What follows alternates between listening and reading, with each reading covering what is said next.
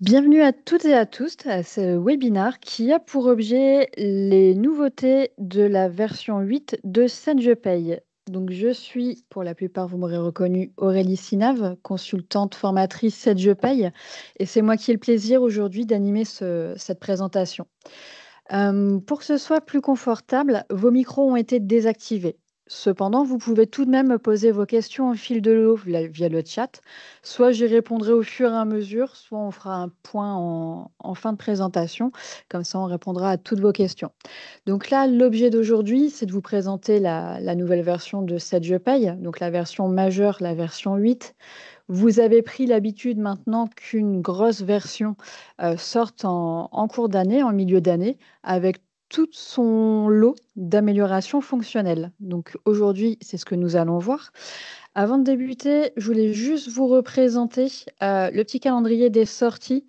Donc volontairement, je l'ai débuté au mois de mars 2025. Et alors pourquoi avoir fait ça?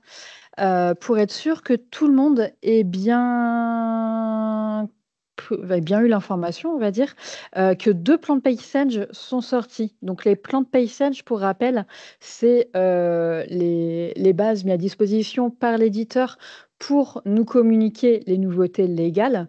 Et donc on a eu une mise à jour en mars 2025 pour, entre autres, traiter des nouveaux dispositifs pour les apprentis. Vous n'êtes pas sans savoir que les exonérations salariales pour les apprentis, les seuils ont diminué et l'assujettissement a aussi évolué, avec entre autres l'assujettissement à la CSG, CRDS et à la taxe sur les salaires. Le plan de paye de mars intégrait aussi les modifications de base des taxes sur les salaires et la prise en compte de l'évolution du plafonnement des IJ, donc des indemnités sécurité sociale, avec la baisse du seuil à 1,4 fois le SMIC. Donc celui-là, petit plan de paye du mois de mars. Il y en a eu un peu plus conséquent au mois de mai. Et ce plan de paye du mois de mai gérait plusieurs choses. Donc, entre autres, la baisse de la cotisation assurance chômage, que ce soit pour les salariés du régime général ou pour les apprentis, avec une baisse du taux à 4%. Les nouveaux barèmes prélèvement à la source. Souvenez-vous, en début d'année, nous n'avions pas eu les taux de mis à disposition. Donc là, c'est chose faite. Et enfin, les modifications de seuil et de coefficient de la RGCP, réduction générale des cotisations patronales, autrement appelée la réduction Fillon. Donc sur ces 2 points, ce qui s'est passé, réduction générale des cotisations patronales, je vous l'explique rapidement parce que c'est pas l'objet, d'aujourd'hui. Le coefficient T, donc le premier, on va dire, chiffre de la formule, a diminué, avec pour raison, entre autres, la baisse du taux d'assurance chômage. Donc un coefficient qui diminue. Et sur les taux d'allocation familiale et les compléments assurance maladie, là, c'est les seuils qui ont évolué, qui sont passés à 2,5 fois et 3,3 fois le SMIC, là où ils étaient auparavant à 2,5 et 3,5. Donc ça, on est bien d'accord, c'est pas une nouveauté de la version, c'est juste un petit rappel de ce qui s'est passé en mars et mai pour ceux qui auraient omis cette information.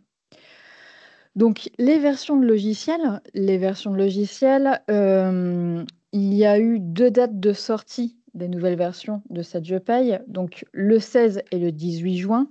Le 16 juin, la paye en version 8 était dispo sur les payes dites hébergées et sur les payes SPC.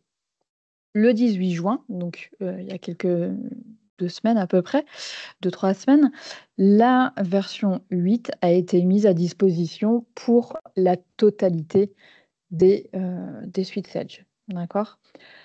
Qui dit nouvelle version de logiciel, ni dit nouvelle version de déclaration sociale. Donc, déclaration sociale, c'est le module qui permet de générer des déclarations, donc autrement dit, le module qui gère vos DSN. Et qui dit mise à jour logiciel de paye, dit mise à jour de déclaration sociale pour intégrer, entre autres, les nouveaux champs des cahiers techniques.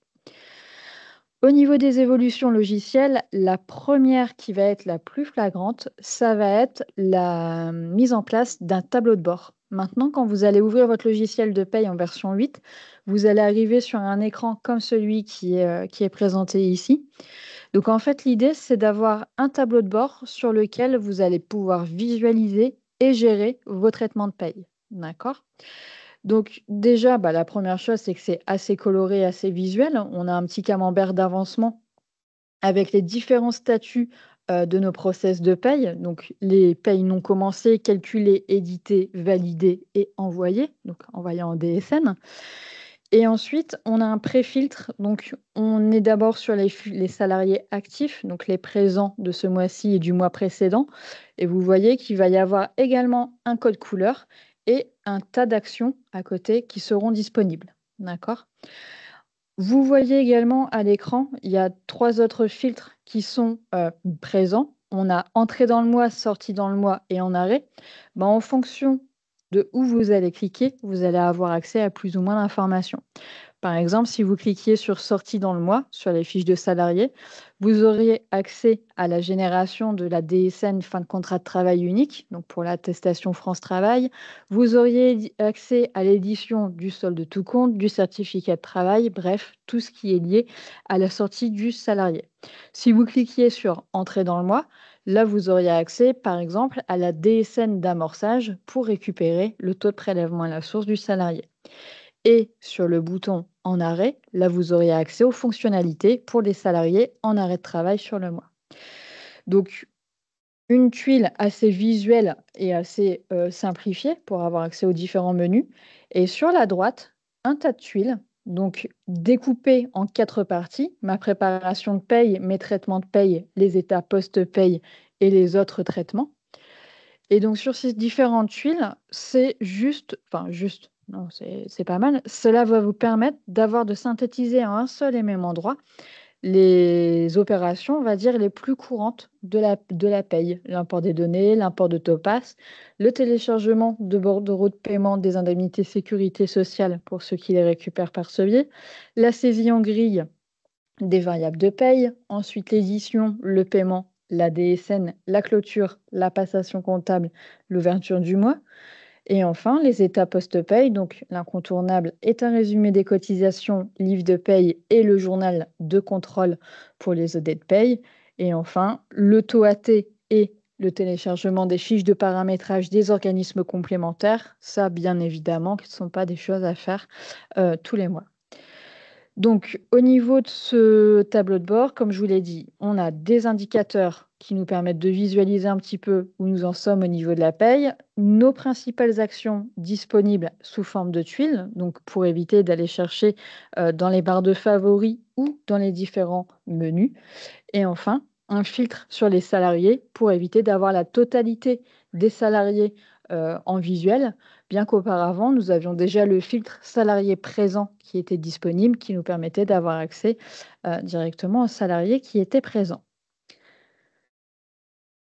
Autre nouveauté qui là est, à mon sens, la plus spectaculaire et la plus fonctionnelle de cette nouvelle version, la possibilité d'exporter des listes via un clic droit, d'exporter sous Excel ou d'ouvrir dans Excel des listes. Ça veut dire quoi? Ça veut dire que vous allez avoir la possibilité pour tout ce qui est liste, alors qu'est-ce que j'entends par liste? Que ce soit la liste du personnel, la liste des rubriques, la liste des constantes, vous avez bien compris tout ce qui est une liste. Par un simple clic droit, vous allez pouvoir ouvrir dans Excel ou exporter au format Excel, CSV ou JSON. D'accord? Ça veut dire quoi? Ça veut dire que ça va remplacer en partie, j'ai envie de vous dire, les GA, donc les extractions de la paye. Vous allez avoir la possibilité de sortir une liste que vous pouvez personnaliser. Je vous rappelle que l'entête des colonnes est personnalisable. Et ben, si, imaginons, dans votre liste de personnel, vous ajoutez, je ne sais pas, les adresses des salariés, vous allez faire clic droit, exporter. Vous aurez le matricule, le nom, le prénom, donc les champs visibles à l'écran, y compris l'adresse des salariés. Et cette nouveauté, là où c'est pas mal aussi, c'est que vous pouvez également le faire dans le bulletin de paye. Alors, je vais basculer rapidement sur le logiciel pour vous le montrer, parce que là, je vous ai fait une capture d'écran, je veux juste vous montrer comment ça se présente.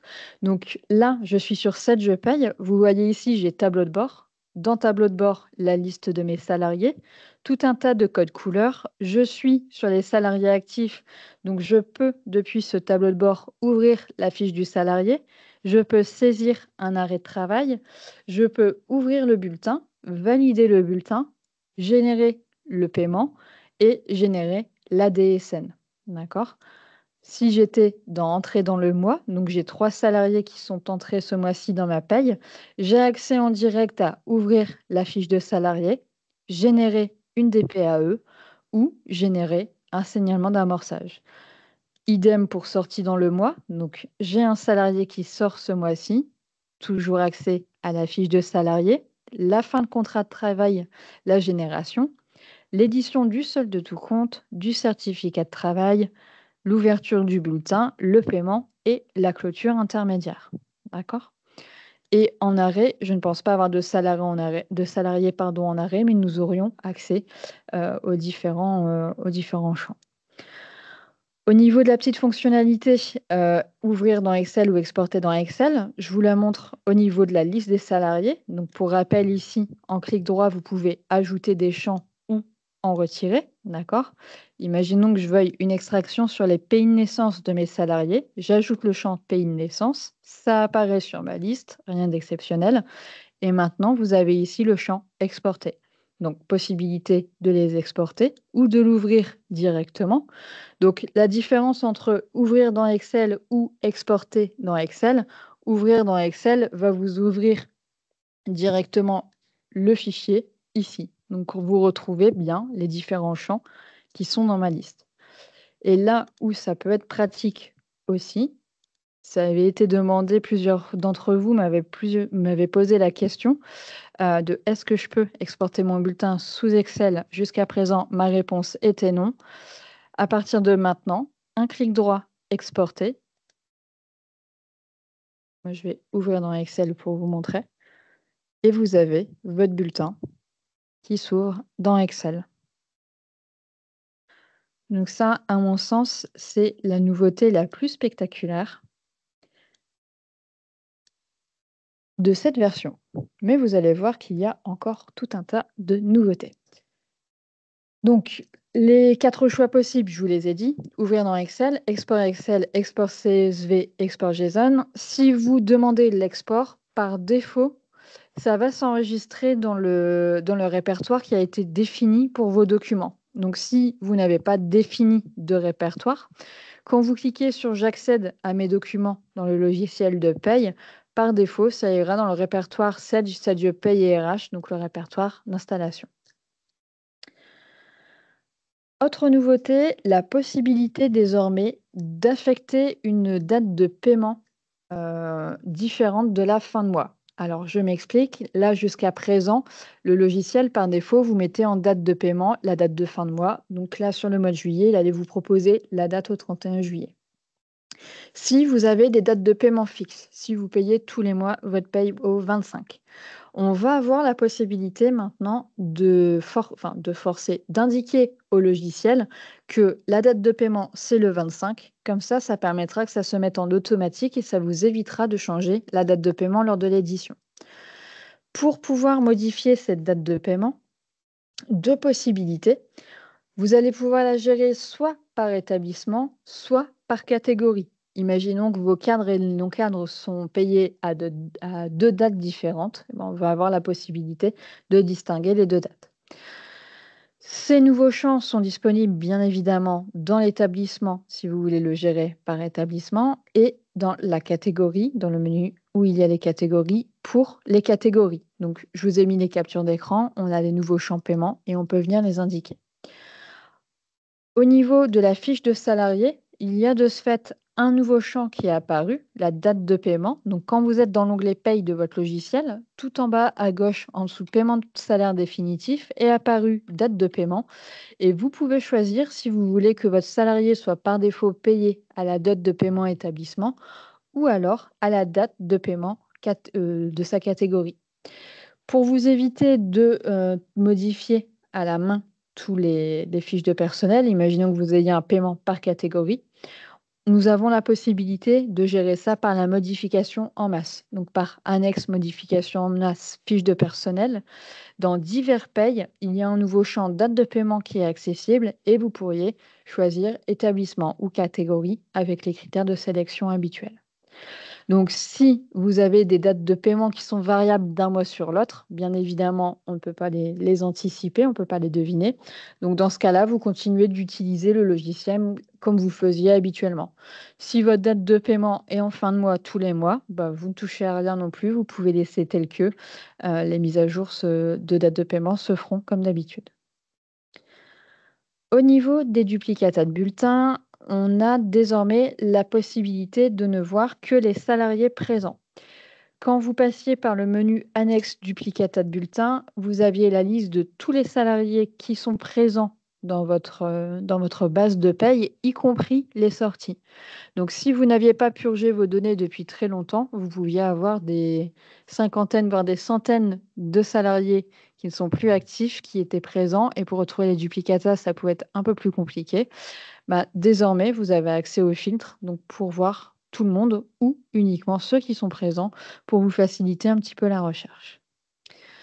Autre nouveauté qui était très demandée aussi, l'apparition des commentaires dans le bulletin calculé. Alors, qu'est-ce que ça veut dire?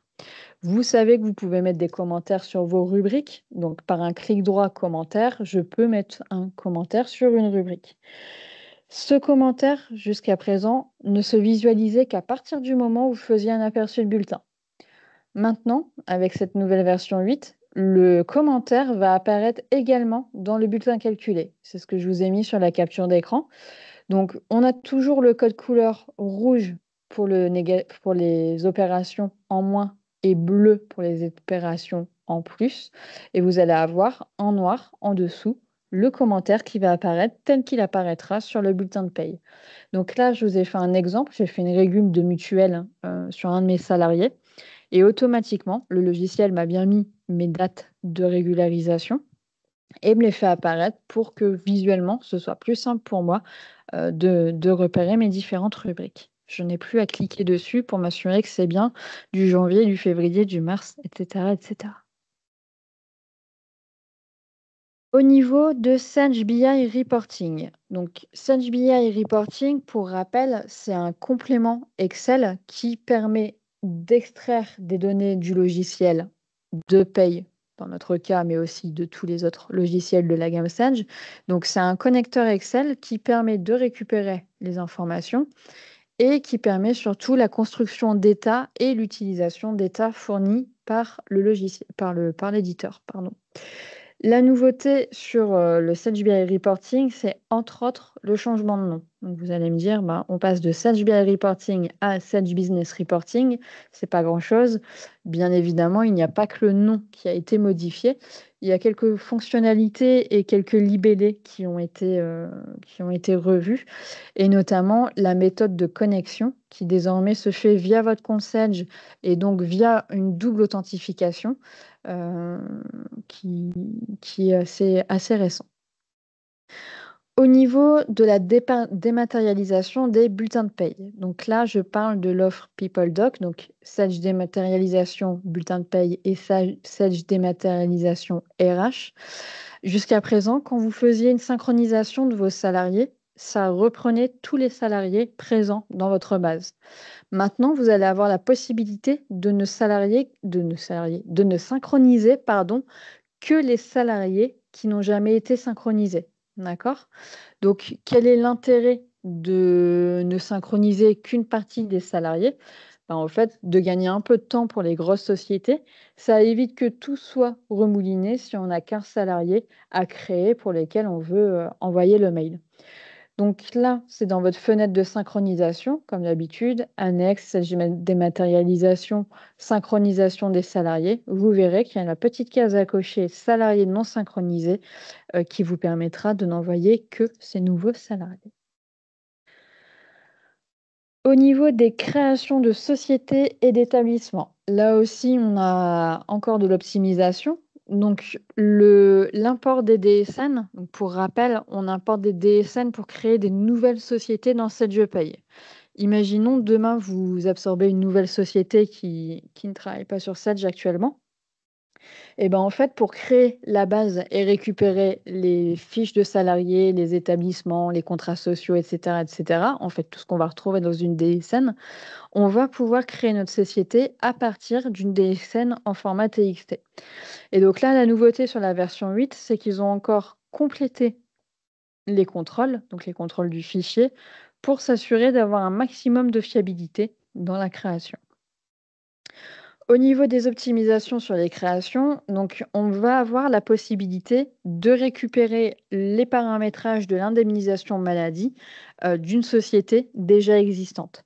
Ça veut dire quoi? Donc, pour rappel, l'indemnisation maladie, c'est la possibilité pour le logiciel de déclencher en fonction du légal ou du conventionnel ou même de vos accords d'entreprise les indemnisations sécurité sociale, donc on dit maladie, mais en réalité, ça va être gérer tout ce qui va être maternité, paternité, accident du travail, maladie pro, enfin bref, tout ce qui est lié à sécurité sociale, d'indemniser votre salarié en fonction d'une durée et d'un pourcentage qui est défini, d'accord? Donc imaginons que votre salarié ait le droit sur l'année civile, à 30 jours indemnisés à 90. Et ben, ce qui va se passer sur l'année, si votre salarié ne dépasse pas les 30 jours, il sera indemnisé à 90 et au-delà du 31e jour, soit vous avez une règle d'indemnisation, par exemple à 66 donc au-delà du 31e jour, on passera à 66 et cetera et cetera. Et ça vous permet également le suivi, aussi bien dans la fiche de salarié que via les états, des indemnisations. Donc ça, c'est pas une nouveauté de la V8, l'indemnisation maladie n'est pas une nouveauté. Ce qui est nouveau, c'est qu'on va pouvoir, en duplication d'un établissement ou en création d'une société, récupérer le paramétrage de la société initiale. Au niveau des établissements, donc on va avoir la possibilité maintenant de dupliquer un établissement. Et ce qui va être bien dans cette duplication, c'est qu'on va récupérer quelques informations qui, en général, peuvent être communes d'un établissement à un autre, comme les banques, les caisses de cotisation, le paramétrage des paiements, les infos libres et les contrats sociaux. Ça veut dire que là, aujourd'hui, si on crée un nouveau établissement, il fallait renseigner tous ces éléments et la plupart du temps, on recopiait ce qu'il y avait sur l'établissement du dessus. Bah, là, on n'aura plus à se donner cette peine. On pourra dupliquer et bien évidemment adapter, avec les informations du nouvel établissement. Au niveau de la fiche de personnel, une nouveauté aussi, un nouveau champ est apparu. Donc ce nouveau champ, c'est la date de fin prévisionnelle. Alors pourquoi nous ajouter la date de fin prévisionnelle? Déjà pour rappel, vous vous êtes peut-être déjà fait avoir.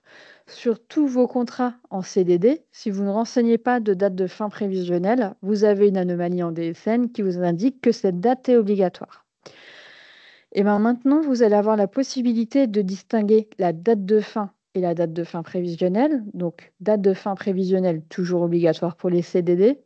Et ça va permettre, entre autres, de déclarer en DSN, notamment quand on a des ruptures anticipées du CDD, que ce soit à l'initiative du salarié ou de l'employeur.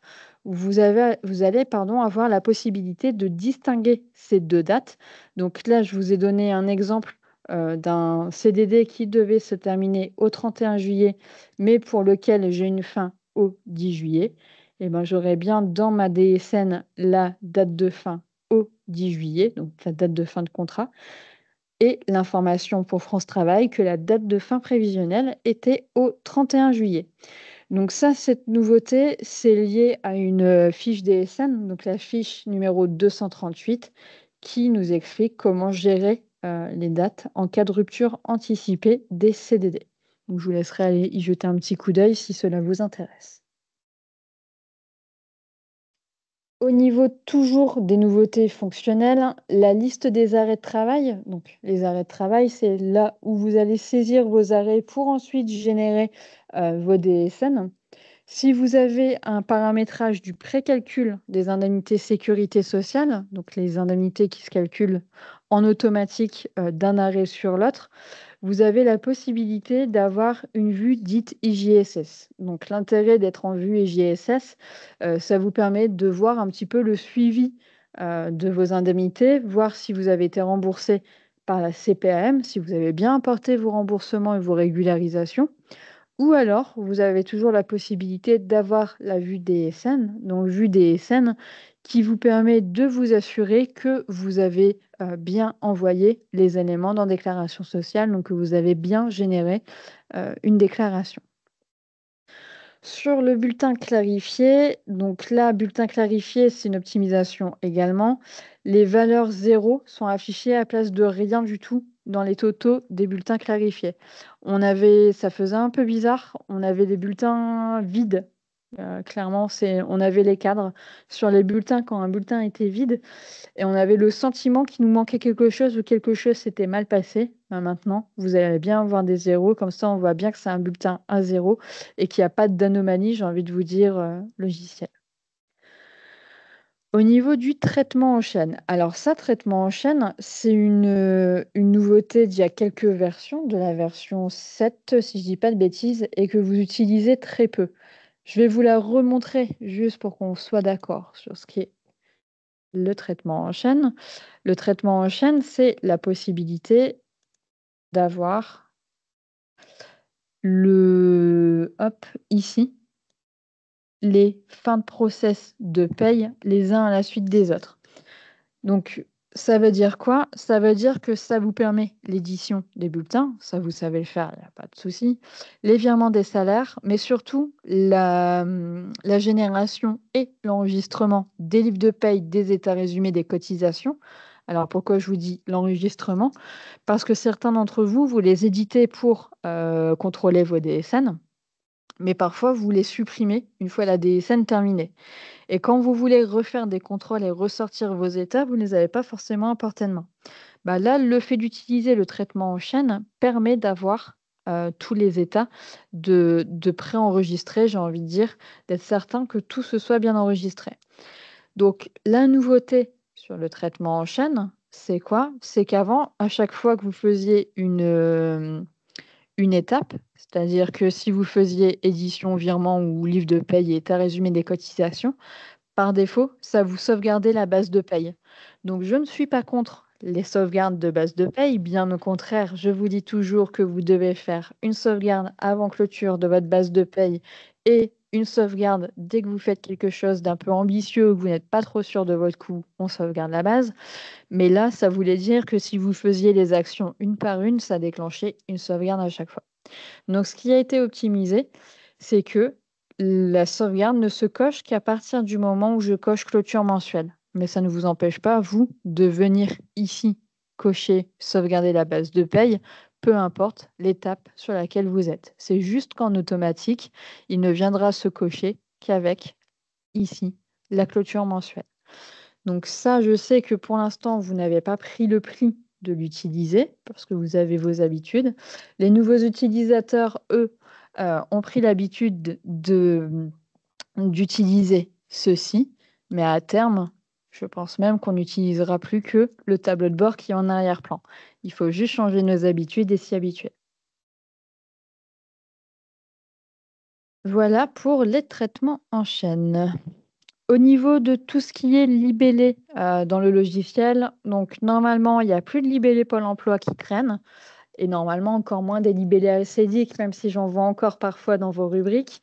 Donc tout ce qui était typé Pôle emploi, maintenant c'est renommé France Travail, que ce soit au niveau des rubriques, donc même si vous allez voir dans les anciens menus pour les paramétrages des attestations papier, c'est bien renommé France Travail. On n'a plus de notion de Pôle emploi. Mais ça ne va pas changer votre utilisation, c'est juste pour nous habituer à utiliser les bons termes.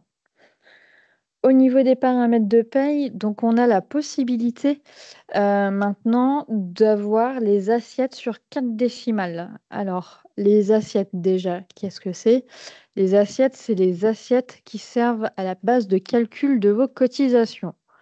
Je m'explique plus clairement. Sur une rubrique, plafonnée, d'accord? On va prendre une rubrique que tout le monde a, la vieillesse plafonnée qui est sur la tranche A. La base de calcul de votre rubrique, ça va être la tranche A, d'accord? Et l'assiette de calcul, ça va être le brut de votre salarié. Ça veut dire quoi? Ça veut dire qu'on calcule le plafond en fonction du salaire brut du salarié. Et ben, cette fameuse assiette, maintenant, va être sur 4 décimales. Pourquoi? Certains d'entre vous sont peut-être concernés par la DFS, la déduction forfaitaire spécifique, qu'on appelle également les abattements professionnels. Et donc, il y avait parfois oui, ça arrivait, des écarts de 1 centime entre la base brute et la base plafonnée quand il y avait des variations de plafond du salarié sur l'année. Pourquoi essentiellement pour les salariés qui avaient de la DFS? Parce que depuis quelques années, les seuils de DFS sont dégressifs. Donc avant, on avait des chiffres ronds, des 20%, des 10%. Là, on commence à avoir des 19, des 18, et cetera, et cetera. Et forcément, ça fait des décimales. Et comme le brut abattu, donc le brut, l'assiette qui est utilisé, reprend en compte le taux d'abattement, bah, forcément, des fois, on avait des centimes d'écart et ça nous faisait alors c'était pas la fin du monde en soi, mais c'était pas joli tout de même d'avoir sur nos états de cotisation ou dans notre déclaratif 1 centime de décalage sur une rubrique. Donc ça, dans vos paramètres de paye, possibilité d'avoir les assiettes sur 4 décimales. Autre gros point du logiciel. Donc je vous en parle déjà depuis quelque temps, depuis quelques années, j'ai envie de vous dire, le fait générateur. Donc le fait générateur, je vais vous resynthétiser ce que c'est le fait de refaire des bulletins en appliquant les taux, les plafonds du mois auquel se rapporte le bulletin. Ça veut dire quoi? Vous avez oublié de me payer une prime, je sais pas, ma prime vacances, vous ne me l'avez pas payée au 1er juin 2024 et je vous la réclame. Donc bien évidemment, vous allez me la verser.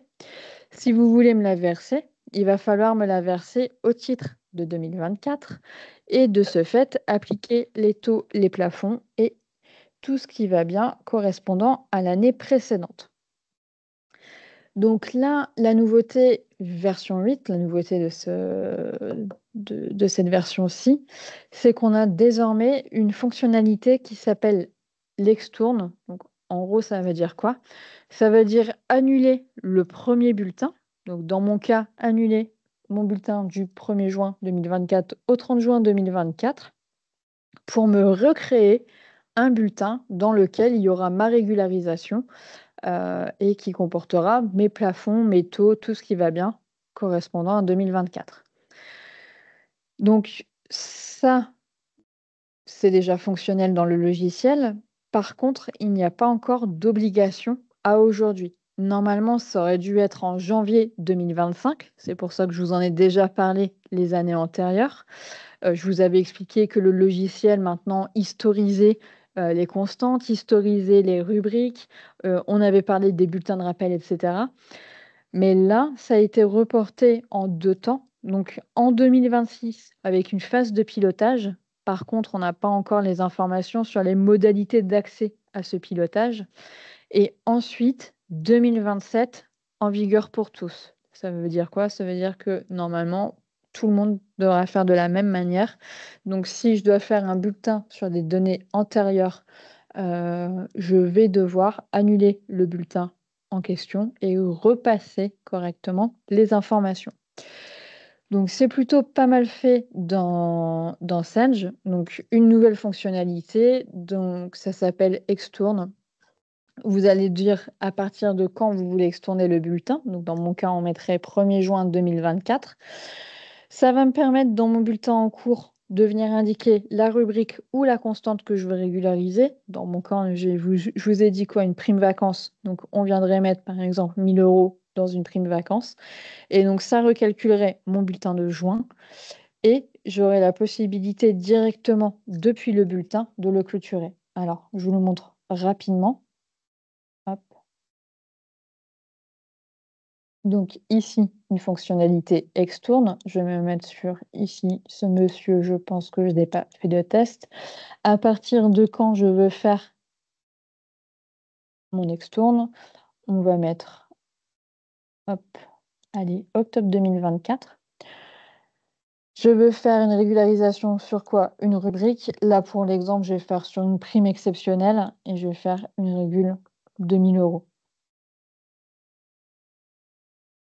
Je clique sur OK. Et là, ce qui est en train de se passer, le logiciel m'indique que l'extourne des bulletins s'est bien passé. Donc, il a extourné mes bulletins octobre, novembre et décembre. Et là, vous êtes peut-être en train de vous dire, mais je comprends pas, elle a fait une erreur que sur le mois de octobre dans mon cas. Oui, mais il faut recalculer mes plafonds de novembre et décembre. Donc, si vous faites une erreur en janvier et que vous vous en rendez compte en décembre, il faudra bien refaire les 11 bulletins. Hop, ici dans le bulletin de mon petit bonhomme, ma période de rattachement, 1er octobre, 31 octobre. J'ai bien ici mes 1 000 € qui ont été pris en prime exceptionnelle. Je vous fais un petit aperçu, même s'il n'y a pas de sens. Hop. Donc l'aperçu avec mes éléments, OK. Et ici, vous voyez un petit bouton à clôturer. Ça veut dire quoi? Ça veut dire que je ne suis pas obligée de ressortir et de passer par une clôture intermédiaire. J'ai la possibilité de faire mes clôtures directement depuis le bulletin. Donc je vais clôturer mon bulletin ici. OK. Et donc le prochain bulletin, vous vous en doutez, ce sera celui pour novembre 2024. Et au niveau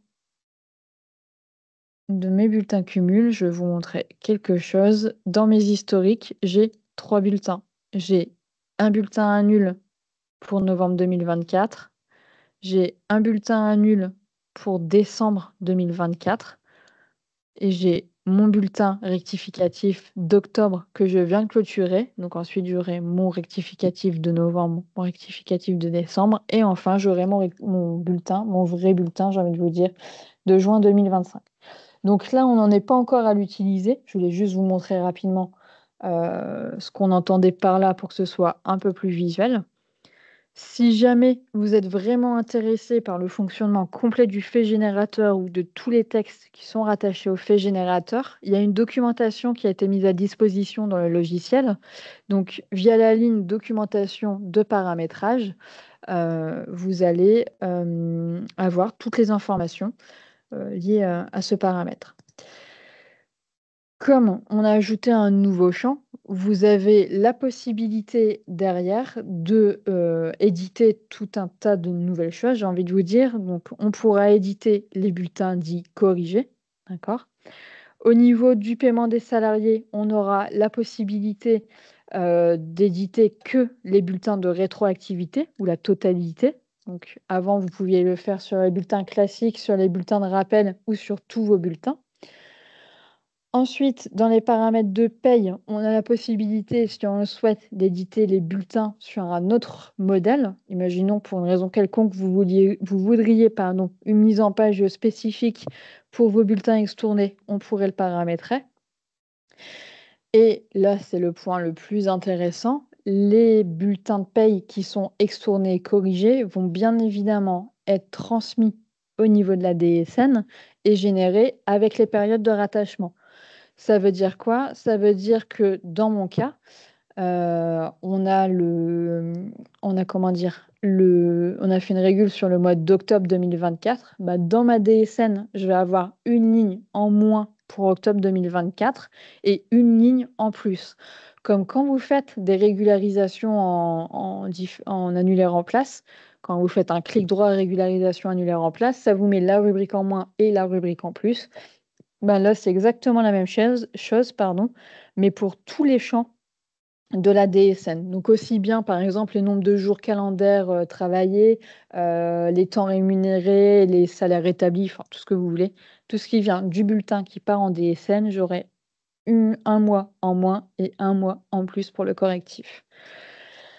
Donc ça, à voir à l'usage. Il y aura sûrement encore des évolutions au niveau des textes, à ce sujet, parce que comme c'est pas encore en place, il y a sûrement encore tout un tas d'interrogations auxquelles on n'a pas les questions. On n'a pas la réponse, pardon, mais ça, ce sera à voir à l'usage. Alors, je vois que j'ai une question pour le fait générateur, alors on me demande comment je gère les conséquences sur les plafonds sécurité sociale, réduction, et cetera. En fait, ça va se générer en automatique. C'est pour ça que dans mon cas, si j'ai une rectification à faire sur le mois d'octobre, je vais être obligée de générer aussi novembre, décembre pour que la régularisation des plafonds, entre autres, puisse s'effectuer. Donc, en gros, si j'avais un salarié, alors ce que j'allais vous dire, c'est pas forcément possible. Si j'ai un salarié qui a un salaire qui est en dessous du plafond sécurité sociale, d'accord, et qui est au-dessus de 1,6 fois le SMIC. Donc, en gros, pourquoi justement ce salarié, il ne bénéficie pas de la réduction générale des cotisations patronales et il est en dessous du plafond, donc il a que des tranches A toute l'année. Bah, j'ai envie de vous dire, pour lui, de faire les bulletins jusque décembre, ça n'a pas trop de sens parce que ça ne va pas bouger sur les bulletins de novembre-décembre. Par contre, pour un salarié qui a des rémunérations supérieures au plafond sécurité sociale ou qui a des régularisations de tranche A ou de tranche B sur l'année, là, ça va avoir son sens parce que justement, ça va nous faire les régularisations mois par mois. Et donc, pour tous les calculs qui sont sur de l'annualisé, donc entre autres les compléments allocation familiale, maladie et réduction générale des cotisations patronales, là aussi, ça va avoir de l'impact parce que on va faire le rappel sur toutes les rubriques. Parce que gardez bien à l'esprit, donc c'était sur Monsieur Châtel, il me semble, oui, que j'ai fait mon bulletin de rappel. Dans mon bulletin de rappel, là, je vous montre juste ce qui est édité sur mon bulletin de paye, d'accord? Ce qui va s'imprimer sur le bulletin. Mais gardez bien à l'esprit qu'il y a aussi derrière toutes les rubriques qui sont non imprimables. Donc, qu'est-ce que j'entends par là? J'entends vos salaires établis, j'entends vos temps DSN, les jours calendaires, mais aussi tout ce qui va être lié au SMIC, RGCP et qui ont de l'impact sur les compléments maladie, et cetera, et cetera. Donc c'est vraiment la totalité du bulletin qui est annulée et qui est refaite. Voilà pour cette partie-là. Je vous montre aussi, le temps qu'on est dans un bulletin, cette histoire de commentaires. Ici, on va faire un commentaire sur cette rubrique. Hop, je ne vais pas être originale. Test présentation. Et hop, vous voyez, le commentaire apparaît ici. Chose qui, auparavant, ne se faisait pas. Vous visualisiez juste ici le commentaire.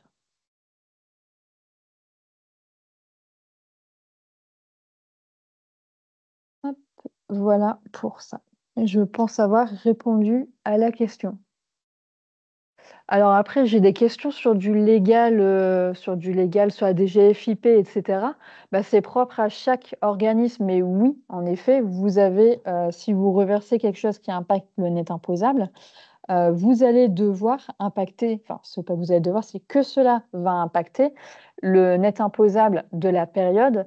Et par contre, au niveau des taux de prélèvement à la source, ça impactera avec le taux de la période de versement. Mais ça, c'est chaque organisme qui a défini comment il souhaitait ces régularisations. Mais là, dans le cas d'une prime qui impacterait le net imposable, oui, ça impacterait mon net imposable de 2024.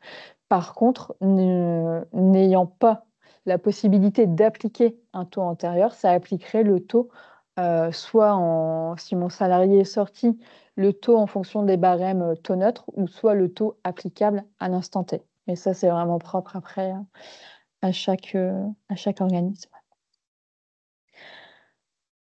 Voilà pour les nouveautés proprement parlées du logiciel en version 8. Donc, il y a quand même pas mal de choses. Beaucoup de visuels et de fonctionnels, des choses qui vont nous permettre d'aller un peu plus vite, qui ont été optimisées. Et la version précédente, Je vous avais dit, ma nouveauté préférée, c'était l'aperçu des documents qu'on pouvait zoomer, chercher, etc. C'était vraiment ce que j'avais préféré. Là, dans cette version, si vous voulez mon avis, c'est vraiment cette histoire d'export Excel et par la suite ce bulletin d'Extourne qui seront vraiment les grosses modifications. Pour le reste, c'est toutes des choses qui sont assez pratiques également, mais qui ont moins d'impact, j'ai envie de vous dire, dans l'utilisation de tous les jours. Maintenant, je vais vous parler rapidement des nouveautés liées à déclaration sociale. Donc, déclaration sociale version 16, ça veut dire quoi? Ça veut dire que si je passe en version 8 de cette je paye, il faut que je passe en version 16 de déclaration sociale. Donc, au niveau des nouveautés, on a déjà le fameux bilan normalisé 124. Alors, si vous ne savez pas ce que c'est, j'ai envie de dire, tant mieux pour vous dans un premier temps. Pour ceux qui le connaissent déjà, en général, ça veut dire qu'on a eu des anomalies, au niveau de l'URSSAF en 2024, dans notre cas, et qu'on n'a pas résolu toutes les anomalies. Donc ça peut être soit des anomalies déclaratives ou des anomalies, de recalcul par l'URSSAF et on n'en a pas tenu compte. Donc qu'est-ce qu'ils font? Ils nous refont un petit CRM bilan pour nous dire: «Au fait, vous n'avez pas oublié quelque chose». Donc bien évidemment, l'organisme ne vous parle pas de cette manière, mais c'est ce que cela veut dire. Donc la nouveauté sur la version, c'est pas ce bilan, parce que ce bilan, est émis depuis avril 2025. La nouveauté, c'est qu'il sera intégré dans vos bilans d'erreur DSN du logiciel.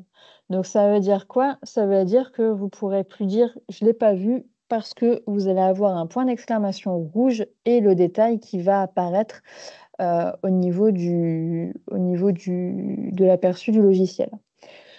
Au niveau de comment corriger ces bilans, bah, encore une fois, ça va dépendre de ce qu'il y a à l'intérieur. Je ne peux pas vous faire tous les cas, il faut voir. Il faut déjà analyser ce que vous indique l'URSSAF. Dans certains cas, l'URSSAF pourra de son côté, après les avoir contactés, faire les manipulations pour le corriger. Dans d'autres cas, ils vous demanderont, des régularisations des SN, mais ça, c'est eux qui choisissent, j'ai envie de vous dire et on fait ce qu'ils nous demandent. Donc là, l'objectif de ça, de ces bilans de rappel, c'est progressivement d'arriver vers ce qu'on appelle la DSN de substitution, qui sera une espèce d'extourne, comme là, je vous ai expliqué pour le fait générateur. Ce sera à peu de choses près, on va dire, une annulation et un repassage des éléments, mais ce sera surtout la possibilité de corriger une DSN qui est passée. Là, actuellement, si vous avez des corrections à faire sur des champs, qui correspondent à des périodes précédentes ou à des années précédentes, ça peut être un peu fastidieux, parce qu'il faut réintégrer les salariés sortis, il faut réintégrer les blocs et cetera. Là, l'objectif, c'est de faciliter un petit peu tout ça et c'est surtout de ne pas laisser traîner des anomalies, dans les divers organismes, heu et les laisser, mourir tranquillement le temps qu'on n'est pas embêté. Au niveau de déclaration sociale, donc une nouveauté qui était déjà présente sur la version 15.10, donc sur les versions précédentes. Vous avez la possibilité désormais d'archiver les anciennes déclarations. Donc les anciennes déclarations, c'est quoi? Les DADSU et les états CICE. D'accord? Pourquoi archiver ces déclarations? Pourquoi ne pas garder des déclarations qui ont plus de 10, 15, voire presque parfois 20 ans dans votre logiciel? Ben, tout simplement pour optimiser un petit peu les performances. Plus on fait de déclarations, je vous apprends rien, plus il y en a, plus la base va grossir. Ça veut dire quoi? Ça veut dire qu'il arrive, chez certains d'entre vous, il arrive un moment où votre base de déclaration, elle est plus importante que votre base de paye. Pourquoi? Bah, tout simplement, si on a plusieurs établissements, on a plusieurs DSN par mois. Si on a beaucoup, d'arrêts maladie ou beaucoup de saisonniers, donc de fin de contrat de travail et cetera, bah, ça nous fait une déclaration à chaque fois et en fait, le logiciel, il a conservé l'historique en affichage, conserver l'historique depuis la nuit des temps. Donc là, depuis la version 15.10, on peut archiver des déclarations. La nouveauté de la version 8, c'est qu'ils nous ont intégré la possibilité d'archiver les déclarations à la purge. Donc la purge, le nom fait peur. Certains d'entre vous l'ont déjà fait. La purge des données, c'est quoi? C'est de vider un peu la mémoire de déclaration sociale, des informations antérieures ou alors quand il y a eu une erreur. Par exemple, j'ai eu là il y a quelques jours à l'assistance quelqu'un qui avait transféré ses DSN jusque 2028. Donc on est bien d'accord qu'une DSN de 2028, on ne peut pas l'anticiper en 2025. Erreur de manipulation, elle voulait écrire le 28, elle a écrit 2028, enfin bref. Donc toutes les déclarations qui se sont générées. Donc il a fallu qu'on fasse une purge des données. Là, on va avoir la possibilité de faire et la purge et l'archivage en une seule manipulation. Ça veut dire qu'au lieu de j'archive puis je purge les données, on va avoir les deux qui vont se faire. Et il y a une sécurité pour être sûr que vous n'archiviez pas vos DSN de moins de 5 ans, parce que vous devez garder au moins 5 ans de déclaration en actif. Il y a une sécurité qui fait que vous ne pouvez pas les archiver. Donc pour les archiver, la méthode, n'a pas changé, c'est toujours la même chose, et ça, on a tendance à les faire quand on intervient pour la mise à jour de vos bases en V8. Si vraiment vos bases de déclaration sociale sont importantes, on archive vos données pour vous gagner un peu en fluidité et pour pas que ça grossisse, jusqu'à temps que vous ayez votre serveur ou votre poste, qui n'en puisse plus. Il y a une nouvelle option aussi qui a été ajoutée, dans les préférences DS. Alors je ne sais pas trop me prononcer, c'est à l'usage où on va voir, si ça vous convient ou pas. C'est la fermeture des blocs. Alors je vais vous ouvrir une de mes DSN pour que vous puissiez voir, le différentiel entre les 2 parce que si je vous l'explique de vive voix, c'est pas pareil que si je vous mets en visu. Donc là, par exemple, quand je vais dans l'onglet cotisation de ma DSN, j'ai toutes les variables qui sont ouvertes. Vous voyez, dans S21, j'ai 0078, j'ai mon assiette plafonnée, déplafonnée, etc., etc. Cette fameuse option de fermer les blocs, donc ici, qui est disponible dans mes paramétrages. Ah zut, je vais pas avoir les droits pour vous montrer. OK, donc cette fonctionnalité, vous allez devoir me croire sur parole, je pense. Ah quoique, il me l'a pris quand même. Allez. OK, ça va être de par défaut d'avoir tous vos blocs ici de fermés. Donc ça veut dire que si je vais dans cotisation, là où tout à l'heure j'avais tous mes champs de disponibles en visuel, et ben tout est fermé. Vous voyez? 02, il faut que je clique pour aller visualiser chacun des champs. Donc est-ce que c'est bien ou est-ce que c'est pas bien? Ça va dépendre de l'utilisation qu'on en a. Moi, j'aime bien aller jeter un coup d'œil à mes montants, dans la DSN, donc au premier abord, c'est pas bien. Par contre, si je cherche une donnée, là, ça va être bien parce que ça va être plus rapide vu que tout sera, déjà, on va dire, préclassé. J'aurai plus qu'à cliquer sur les lignes. Donc là, ce sera selon votre appétence, pour le sujet, mais sachez qu'on a la possibilité de demander à ce que les blocs soient fermés plutôt que d'avoir tout ouvert pour quand on recherche une information. Au niveau des onglets cotisation, il y a une autre nouveauté aussi qui va être visuelle. Là, actuellement, quand vous faisiez des régularisations sur plusieurs périodes, donc par exemple, vous aviez une régule de janvier à juin, quand vous alliez voir dans les cotisations, pour retrouver le mois de janvier, le mois de février, etc., il fallait que vous scrolliez pour retrouver les périodes. Là, ça va faire comme dans l'onglet contrat, on aura la possibilité d'accéder, à chaque mois en cliquant sur le mois en question. Ça veut dire qu'on n'aura plus mélangé du janvier, du février, du mars et de je ne sais quel mois.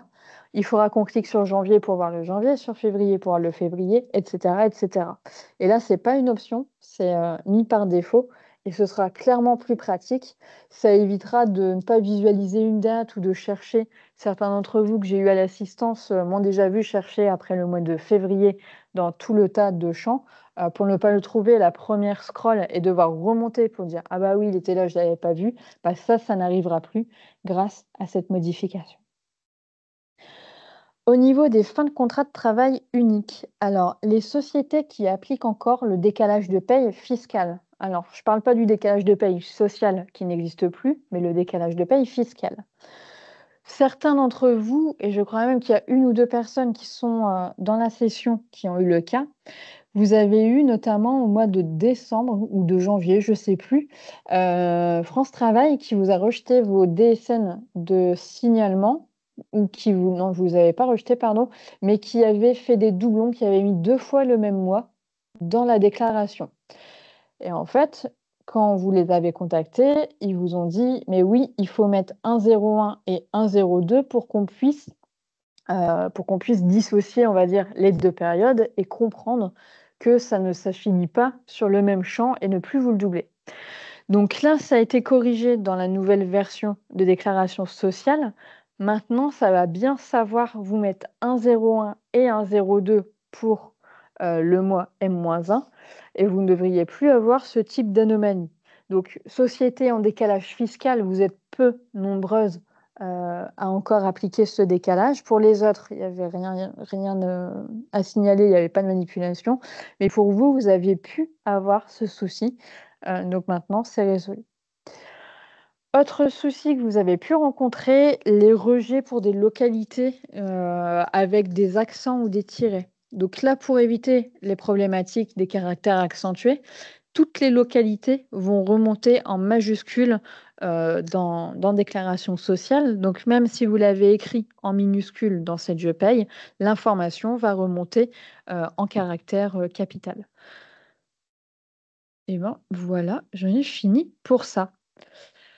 Alors si vous avez des questions, c'est le moment ou jamais, n'hésitez pas à les poser, via le chat. Je vous montre une petite dernière chose, quand vous avez des mises à jour logicielles, n'oubliez pas que vous avez dans votre logiciel, ici, les nouveautés de la version. Donc vous avez accès aux nouveautés et pour toutes les documentations de paramétrage, donc là, c'est plus à titre informatif dans un premier temps. Je vous rappelle que dans l'onglet PPS, donc Plan de Paysange de votre logiciel, vous avez accès aux nouveautés du PPS. Pour ceux qui ne seraient pas trop au fait de ce qui s'est passé au mois de mai, vous allez tout retrouver là-dedans. Le plan de paye général qui reprend toutes les informations, le guide DSN que je ne présente plus, et ici, toutes les autres documentations de paramétrage avec, entre autres, le fait générateur. Pour tous ceux qui se posent des questions, sur cette fameuse notion, vous retrouvez les informations et les liens vers, les différents textes légaux, les décrets et compagnie, dans ce document. Le temps que je suis ici, vous avez bien évidemment les documentations qui sont mises à jour en fonction des nouveautés. Donc pourquoi si je prends, les documentations allègement et réduction, vous voyez, on a bien une petite pastille rouge, donc qui veut dire nouveauté, sur la réduction générale des cotisations patronales, la réduction de la cotisation allocation familiale et la réduction de la cotisation maladie. Donc il vous reste plus qu'à cliquer dessus et avoir accès à toutes les nouvelles informations. Est-ce que vous avez des questions? Alors, a priori, je pense avoir répondu, au fil de l'eau, il n'y a pas eu tant de questions que ça, donc c'est pas trop mal. Heu, alors, alors, j'ai une question, est-ce qu'il est obligatoire d'installer tout de suite la version? Oui et non. Oui, si vous voulez profiter des nouvelles fonctionnalités.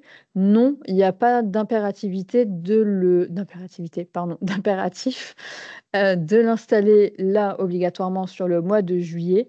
Mais dans tous les cas, il faut que ce soit installé avant la fin de l'année. Souvenez-vous que les mises à jour majeures sont, sorties en milieu d'année pour justement éviter tout ce qui serait lié à des soucis techniques sur les mois de décembre ou les mois de janvier qui, je ne vous l'apprends pas, sont des mois assez intenses au niveau, des services, entre autres payes.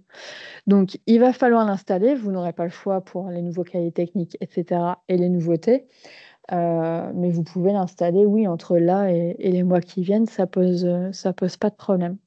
Dans tous les cas, vous pouvez nous contacter pour vos installations. Si vous avez un service en interne qui le gère, pas de souci. Rappelez-leur juste qu'il faut bien faire des sauvegardes de tout, pour être sûr que si quelque chose soit cassé, que nous sachions revenir en arrière. Il n'y a pas de raison que cela soit cassé. Voilà, si tout est OK pour vous, il me restera plus qu'à vous souhaiter une bonne après-midi. N'hésitez pas à vous tenir au courant aussi via le fil d'actualité, des différentes, nouveautés qui pourrait y avoir aussi bien au niveau du social, logiciel ou légal et j'en profite pour vous montrer ici, la petite tuile taux mobilité, allez juste vous assurer que vous n'ayez pas, pardon, votre ce qu'on appelait avant la taxe transport, mais que vous n'ayez pas, votre localité dans les modifications des versements mobilité. Donc vous cliquez sur la tuile, vous regardez les communautés. Si vous faites partie d'une de ces communautés, site de l'URSSAF, vous tapez le code postal ou le code INSEE, vous voyez le nouveau taux. Si vous avez un doute et que vous ne savez pas dans quelle localité vous êtes, vous allez quand même sur le site de l'URSSAF, tapez votre code postal sur le moteur de recherche versement mobilité et comme ça, vous serez au courant. Voilà, voilà, je vous embête pas plus avec tout ça. En tout cas, merci pour votre participation et puis je vous souhaite bon après-midi et bonnes vacances pour ceux qui vont bientôt y être. À bientôt. Au revoir.